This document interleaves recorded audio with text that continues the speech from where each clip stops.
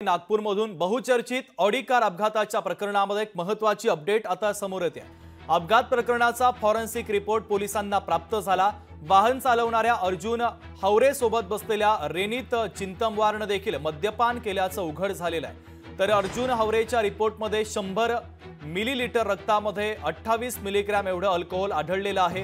महत्त्वाची बातमी या प्रकरणाच्या संदर्भातली आपण पाहतोय तर रेनीत चिंतमवारच्या रक्तामध्ये 25 मिलीग्रॅम एवढं अल्कोहोल आढळल्याची सूत्रांची माहिती आहे। नियमाप्रमाणे फॉरेन्सिक चाचणीमध्ये 100 मिलीमीटर अल्कोहोलचं प्रमाण 30 मिलीग्रॅम आलं तर ती व्यक्ती दारूच्या अंमलाखाली प्रभावाखाली असल्याचं मानलं जातं। दरम्यान या प्रकरणी दोघांची वैद्यकीय चाचणी अपघातानंतर तब्बल 7 तासांनी झाल्यामुळे रक्तामध्ये अल्कोहोलचं प्रमाण किती अचूक आहे या संदर्भात मात्र प्रश्न उपस्थित केले जातात। महत्त्वाची बातमी आपण पाहतोय नागपूरमधील बहुचर्चित ऑडी कार अपघाताच्या प्रकरणात ही अपडेट आता समोर आलेली आहे।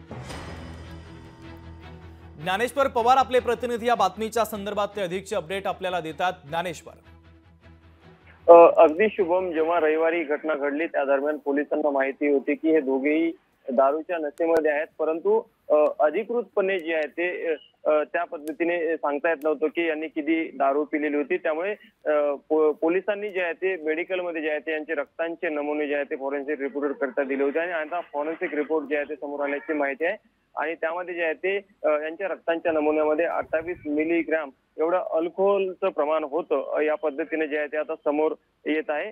त्यामुळे आता कुठेतरी जे आहे ते नियमाप्रमाणे फॉरेन्सिक चाचणीमध्ये 100 मिलीमीटर अल्कोहोलचे प्रमाण 30 मिलीग्रॅम आले तरच ती व्यक्ती दारूच्या अंमलाखाली किंवा प्रभावाखाली असल्याचं मानलं जात असतं। मात्र आता कुठेतरी 28 मिलीग्रॅम एवढा या अल्कोहोलचं प्रमाण आलं असल्यामुळे आता यामध्ये या प्रकरणामध्ये अजून एक वेगळं वळण जे आहे ते याला मिळू शकतं आणि यामध्ये अजून पुढे काय कारवाई होऊ शकते किंवा नाही। ज्ञानेश्वर, महत्त्वाचे अपडेट त्या बातमीच्या संदर्भातले पोहोचवलेले आहेत। तुर्तास धन्यवाद। लोकशाही मराठी ऐका, पहा, जागरूक रहा।